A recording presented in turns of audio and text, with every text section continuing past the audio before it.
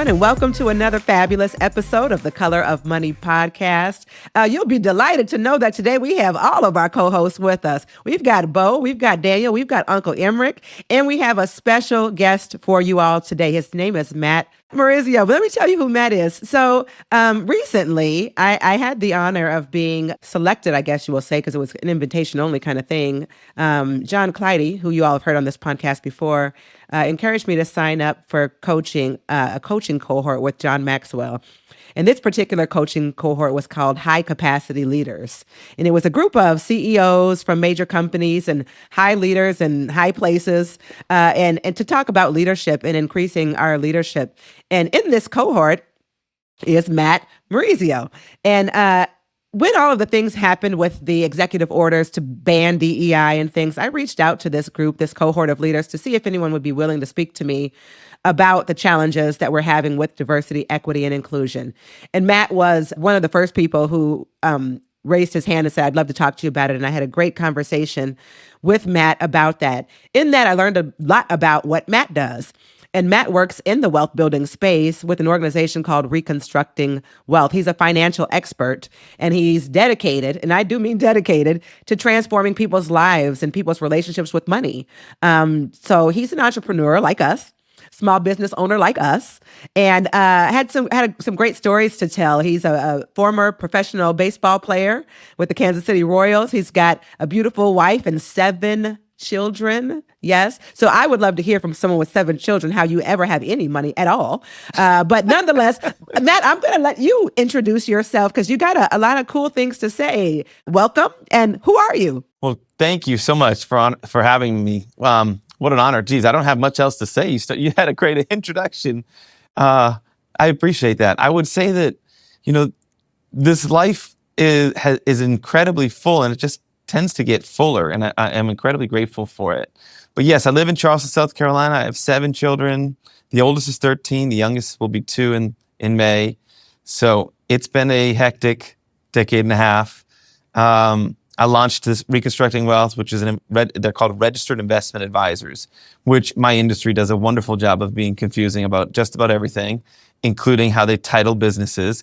It's an independent investment firm. So financial planning, investment management, that's primarily what I'll do with people. And the reason I named it Reconstructing Wealth, and I think maybe this is a cool place to start, is I learned after thousands of conversations with people about their money that we don't share very much about it with anybody.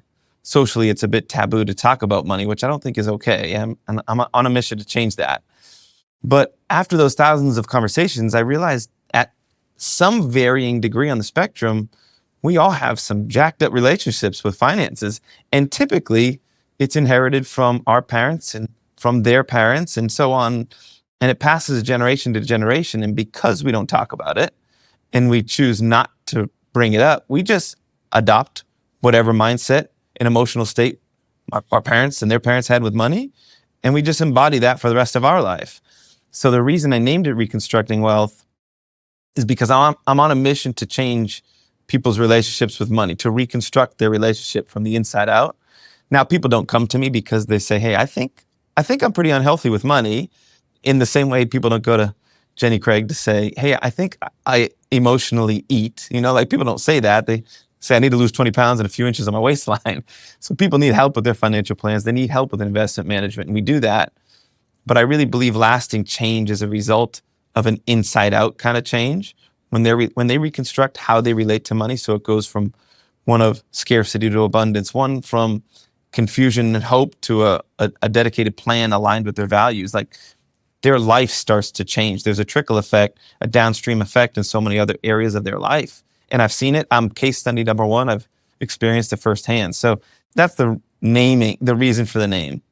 Now, I was going to ask, having had this experience of working with people who are coming thinking maybe they've got an outside problem and finding that you've got an inside problem. What are some of the things that in your work are the biggest reconstruction building blocks? What are the things that you see most that folks come with for our audience to kind of get a sense of what they might not be seeing? Well, I think in general, people have anxiety and fear toward money. And I think it comes from my experience, it comes from a place of unknown, fear of the unknown, anxious about the unknown. I describe it like this. Like way back going into your freshman year of high school, that end of the summer leading up to it, you started to have a lot of nerves and anxious thoughts about who's going to be in your classroom, who are your teachers, are you going to get lost, are you going to get all the things that accompany entering your freshman year of high school. But fast forward to that Friday of that first week, 80% of those fears kind of dissipate because you know where your homeroom is and where your teachers are and about how to get around the classroom, what your schedule looks like, who's in your class, like all the questions that you didn't have answers to are now answered. And yeah, you might have still some healthy anxiety about attending school, but 80% of it disappears. Well, from my experience and the conversations I've had with money, most of people's anxiety is because they kind of live like that almost ninth grader, end of summer eighth grader, and they never walk into high school to figure out what it's like. Meaning they don't talk about it, they don't take the time to learn about it, and therefore they live with this anxious feeling toward their finances their whole life, mostly just because they don't know, not because they can't understand or they're not smart enough. Well, Matt, do you think this is a earn before you learn type of concept, or a learn before you earn type of thing? Because the vast majority of people aren't going to get to the point of investment and wealth management and some of those additional things. You got to create the revenue source to get there. But do you think that people should be learning early, even before they've made the money, before they can feel like a seasoned freshman? Yeah, I think currently in society, how it's typically a earn then learn approach, which I like how you said that. I'd never heard that before. But I think earn then learn is how people approach it today. I believe that learn then earn is probably a healthier and smarter way to approach it. For a number of reasons. You think about like the stories and the case studies of the lottery winner that goes broke and what the percentage of lottery winners that go broke. They didn't take the time to learn. They earned in a really rapid windfall format. And then because they embody all of their old habits and identities and relationships with finances and money, their body really works and their mind really works to go back and retreat back to what they know. They end up losing it. So I do think that learning before you earn is the healthy, more sustainable way to maintain wealth as you start to accumulate it. Because like my baseball career and you guys in your successes, you know that real, true, lasting, long-term success is a result of disciplined, consistent habits, repeated day after day, week after week, month, year, and eventually real success happens. It's like the 15-year overnight success story.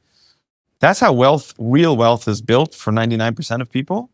It's not because they won the lottery or they were drafted by whatever sports team.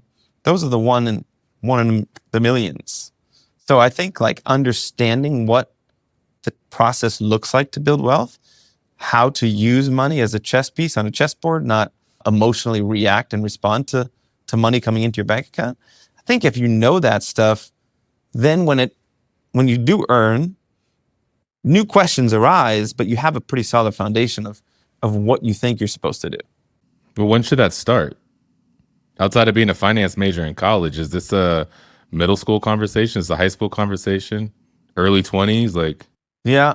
So my kids, the oldest is 13, youngest is 2. We homeschool, which, yes, if you're thinking it makes us even crazier, yep, I agree. But on Mondays, I'll host like a 15-minute Money Monday session with them.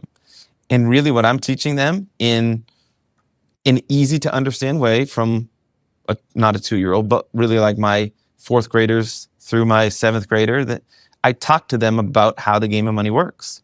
And I give them real life examples, but I'll use things like chocolates and stuff to make it relatable.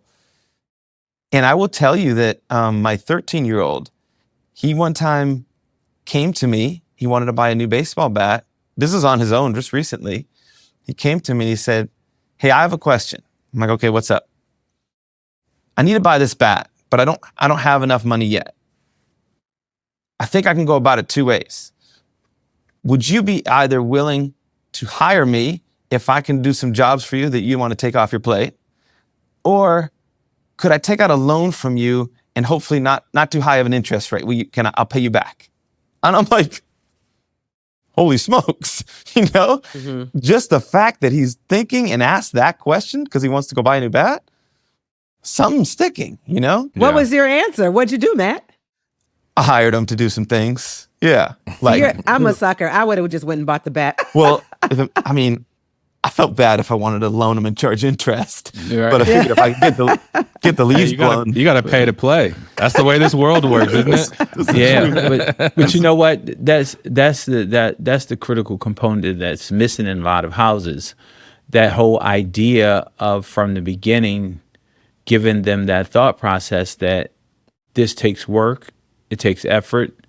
There are rules to money.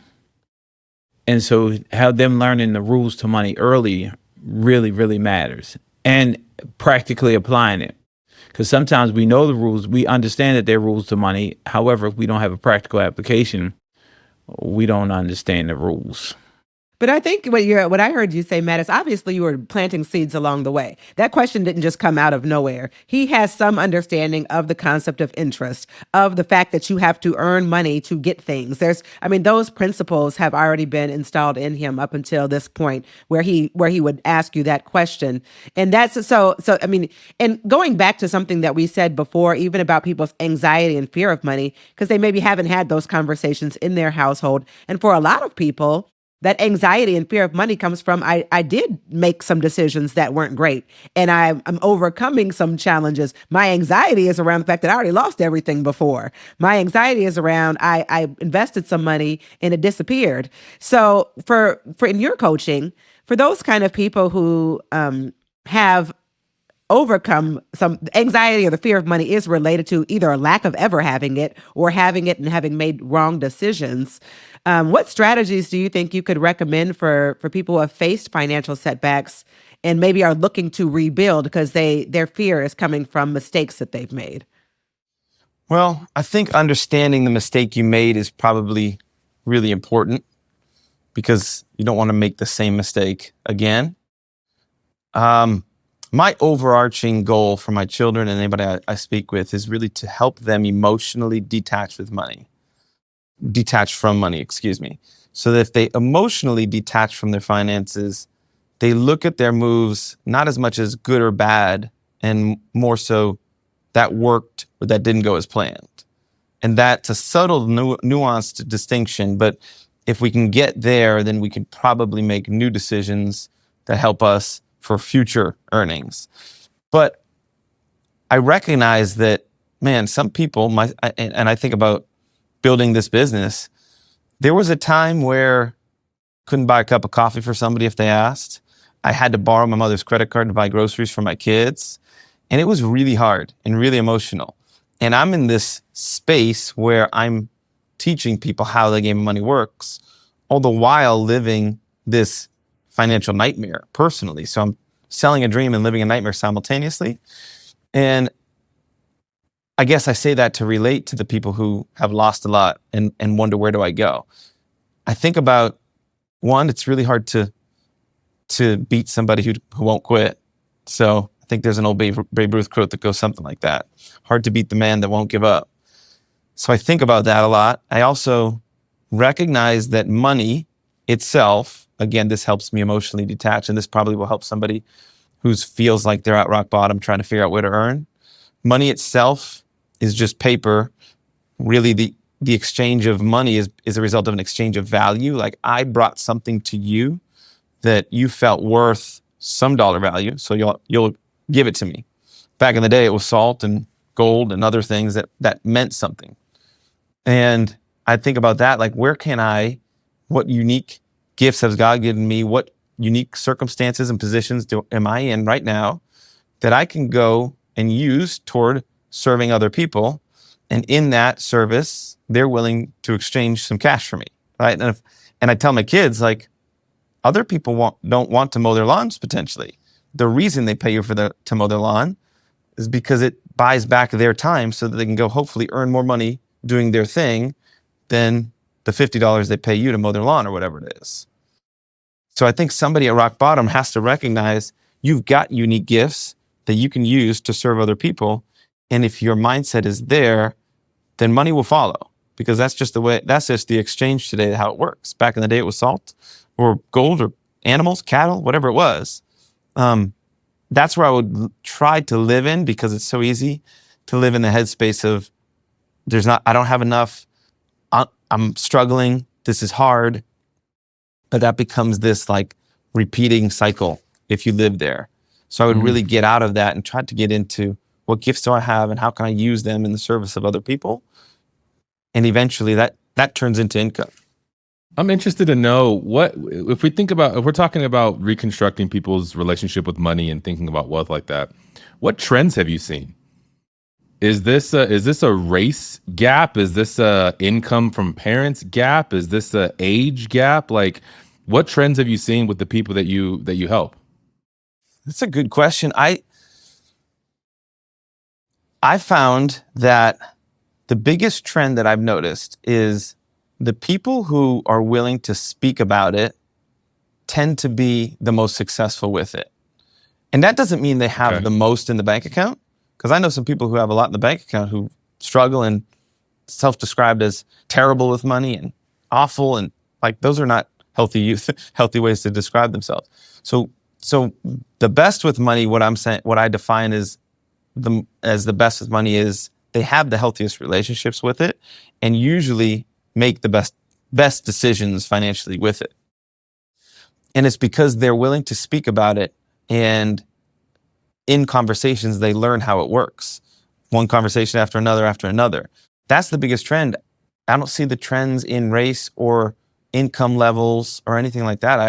It's from what happens around the dinner table and in the home as a child growing up that I've found most of the time that those people become better with their finances down the road. And that's talking about the wins and the losses, right? All of it. What mom and dad are going through, dealing with, being authentic. That's crazy. Being open to share everything about money, not because if it's going well, not because you're showing off. If it's going poorly, not because you want to cry, poor boy. It's just because this is where we're at, and this is how this thing works. And those that had those conversations with their family, or if the family doesn't do it, they've sought out people in their life that they can ask questions to about money specifically, and they're willing to share back. It's a hard thing to find because, like I said earlier, socially it's so taboo that it's hard to broach the topic with people like, hey, how did you buy that boat or whatever, Well, there's a lot of shame that goes into not being able to pay your bills for your children either, though. There's a lot of lessons that go into that, but things are tight. How do you communicate that to your kids without them making you feel you're broke? Because you never want to have your kids feel your pain as a parent, So it's a fine line on how do you communicate it effectively to share the wins. But I think there's more lessons in the losses than, how I got the boat. I can tell you how I did it. I don't know that I have the right answers, but I can speak from experience more than share what the textbook says. I don't know if there is even a textbook on this. But going back, it's probably 7 years ago at this point. I remember even before that, if I rewound 2 or 3 years prior to that, I'm a man of faith, so I was really praying a lot about the next step. I knew that the career I was in wasn't going to be the long-term one for me. And I really felt like God led me into this space through a lot of me hemming and hawing and pushing and trying not to. But I really felt like this was the right next step for me. So I went into it, and it pretty quickly took like a pretty hard nosedive because I had no connections, no network, no clients, no nothing in the space.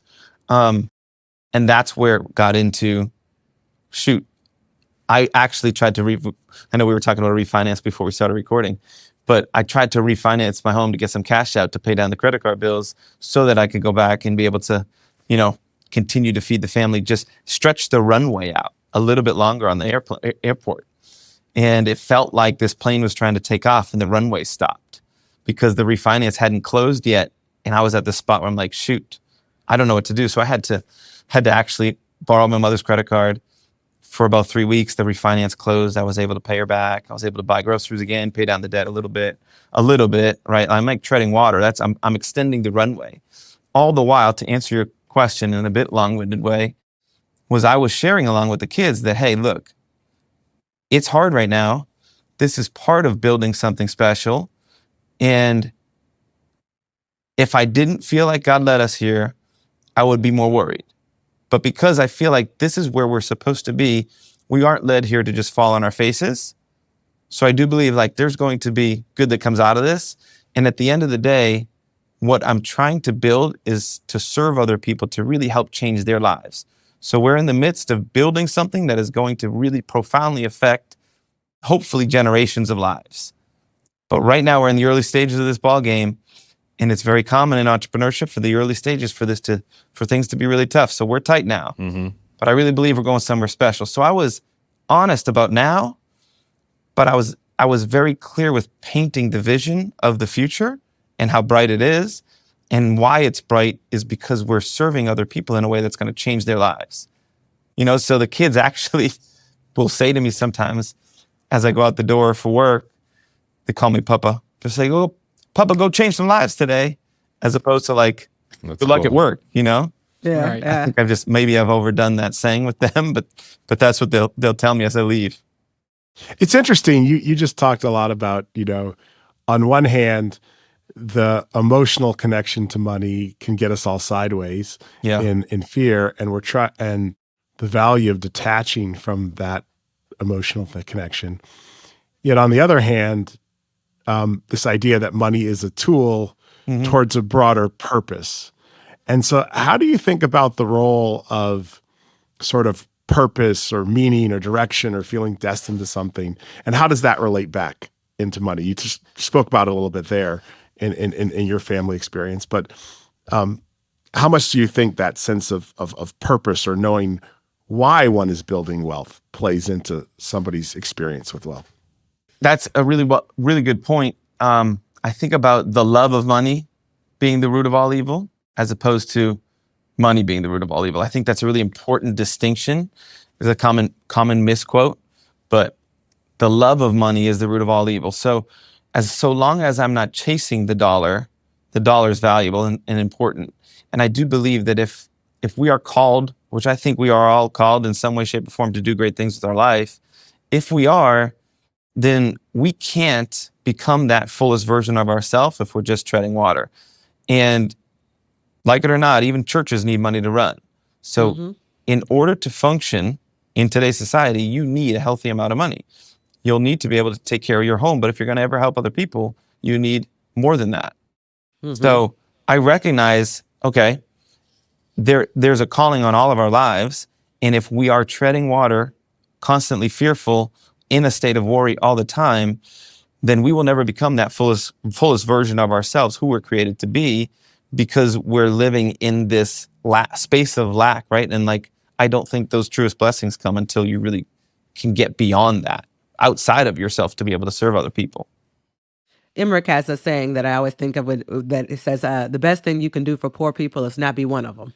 Right. And That's pretty good. like that's real, That's really because good. you can't help people if you ain't got nothing to help with, right? Yeah. You can't help people if you can't even help yourself. That's good. Julia, I don't know if Yeah. you remember John Maxwell at one of our events. He talked about leadership trickling from the top down, not influencing from the bottom up, which is why he goes into different countries, literally countries, and speaks with figureheads of the country, leaders of the country, to promote change. And he flat out said it, and it like hit me like a ton of bricks. He said, "You know what? It's why missionaries don't work. It's why mission trips don't work, because they go to the bottom of the ladder, and they help a life or two because they built a house for couple people that needed it, and that's admirable work. But there's never lasting change in that community, because influence and leadership trickles from the top down, not from the bottom up." I was like, oh my gosh.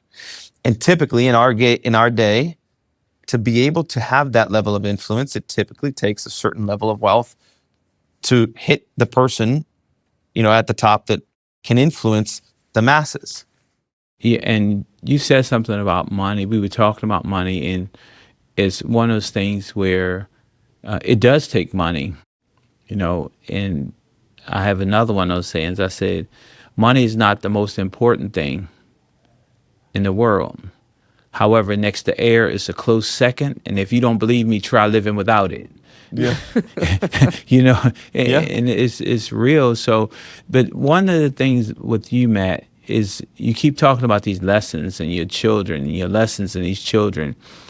There's a place where in your space, you have the ability to transfer that information to your children. In other spaces, other people, they don't know the lesson themselves, so it's hard for their children to get the lesson. So now, as adults, they're making it best. They're making an attempt in a lot of cases to learn it. And I guess that's your biggest client, is the person who didn't have the parent that was there to teach them about money. So now they come in at this stage of the game and they want to learn money. How difficult is it to get people to change their habits and really be willing to learn? And I heard something this morning, and I actually posted. It says, the more you pay attention. So if people pay a little bit of money, pay a little bit of attention. People who pay a lot of money, pay a lot of attention. People who pay no money, pay no attention. So, That's good. you know, how do you get the people to be willing to change their habit and their thought process around money? Is there like some magic formula about that? Because, you know, we all have these habits, and we go someplace to get somebody to help us change our habits about money. Well, here's a little, I call it a hack, maybe, a little approach I use that sometimes helps. And first, I will say that person, like an alcoholic being willing to go to their first AA meeting, they first have to admit that they could work on things and they want to, right? If they don't have that desire, I can't force them or convince them. That's the losing battle.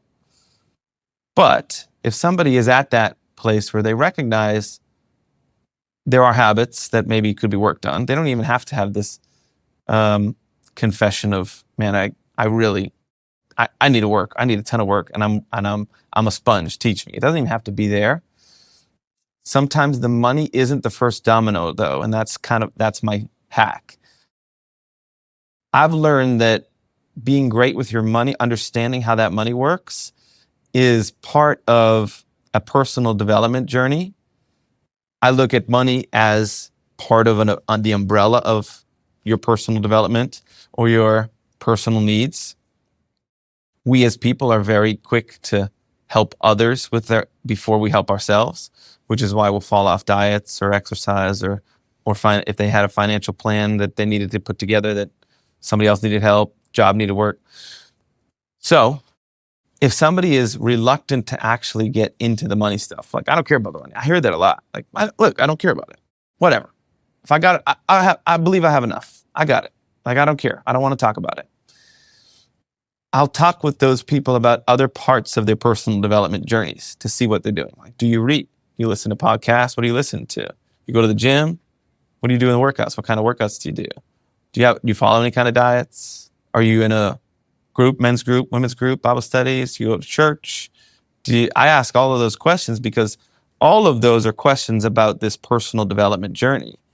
And I've recognized in my own life personally, I've recognized that when areas of those parts of that faith, family, fitness, money, wealth, when any areas of those are growing and I'm working on them all, they operate sort of like a rising tide. Whereas one starts to rise, the others, not in lockstep, but the others tend to follow. You know, like you start to get in shape, it's a trigger for you to I want to get my money in order too. You know, like that tends to happen. So I will tend to try and poke in different areas of people's personal development journeys and encourage growth and see what I can do to participate in that growth there. Understanding that at some point along that chain, that money domino is going to fall. And I want to be able to be there to be able to support them when it does. I believe that about high achievers. High achievers are normally high achievers in more than one area, right? High performers typically high perform in more than just their workspace. They might do well in, like yourself, you were a professional baseball player and you perform high in the wealth, but you're a high achiever. But even high achievers sometimes, encounter financial obstacles, which then I think for them especially becomes less of something that they want to talk about because they are a high achiever. Are there any particular unique challenges that you've seen that high performers or high achievers face that they maybe don't want to talk about? And how do you help them overcome those obstacles? There's nothing more embarrassing in my experience for people, high performers, high achievers, people who are really on the surface crushing it in business, or athletes that have signed big dollar contracts. There's nothing more embarrassing than for them to admit for the first time that I got no idea what I'm doing with my money. Yeah. And I asked that question, Matt, because in real estate, we have a lot of agents that make a lot of money. I mean, a lot of money. And then what is their profit? Nothing. They don't have any money. In fact, they're negative a lot of times. And so for those people who are like, they're driving fancy cars, they're selling $1 million houses, and yet maybe bankrupt, maybe whatever. How do you, that's why I'm asking, because we have a lot of real estate agents. That's the case. Yeah. I've learned that there are giftedness in different areas of wealth. Like people can be gifted at earning the income and have no idea what to do with it once they have it. Then there's others who don't earn a lot, but you hear about those people who just squirrel away money their whole career and have $3, $4, $5 million in the bank after never earning more than $100,000 in their entire careers. And I've learned that if that person is willing to talk and admit, like, I'm not great once the money comes in the door, what I tend to do is stroke the ego is wrong, because people aren't necessarily egotistic, but they are here, Matt. Okay. Yeah. All right. So to reinforce the fact that, like, you are great at earning income. That is a gift of yours. You just need to get a little bit better and understand how to use it effectively once you earn it. How to assign shovels basically to every dollar you get. Go to work. Every dollar I earn, I think about, like, I got to assign work for that dollar. So if people can embrace that mindset, or at least be willing to speak and admit, I'm really good at earning it, not so good at figuring out what to do once it's in my bank. And if it stays there long enough, I'll just spend it. Like, identifying that as the problem on the chain, like, let's fix that problem. That works for high achievers because they're like, okay, I get it. Like, I'm not bad. It's just, there's a break in the chain. I just got to fix the chain. I got to understand it. And they will outsource it sometimes. And that's why people like me exist, to be able to help people sometimes in that form. This is probably the most boring and the most profound thing I could say about money, that true wealth building is just a ratio. As long as less is going out the door than is coming in, you will build wealth over time.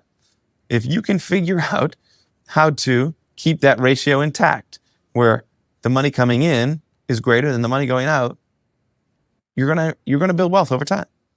Well, you know what? That's something we were just saying before we started the podcast, right, Daniel? You were saying that almost all of your buyers right now, their debt to income ratio is ridiculous. And so, to your point, how does it?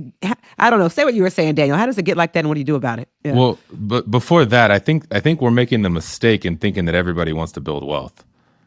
And I think that's not what the journey that everybody is on. Some people are very okay just making the money, spending the money, and living that life. I don't want to have kids. There's nothing to leave to anybody, and I'm gonna run this play the rest of my life and enjoy it. And I think that the authenticity of people to identify what am I after helps this conversation a whole heck of a lot more, because we all care about people. We see what's on the other side of hard work and building wealth. And I think all of us have pushed, pulled, kicked, driven these people to get to this area of life that we want for them and not that they want for themselves. So I think it's a very interesting thing to think about.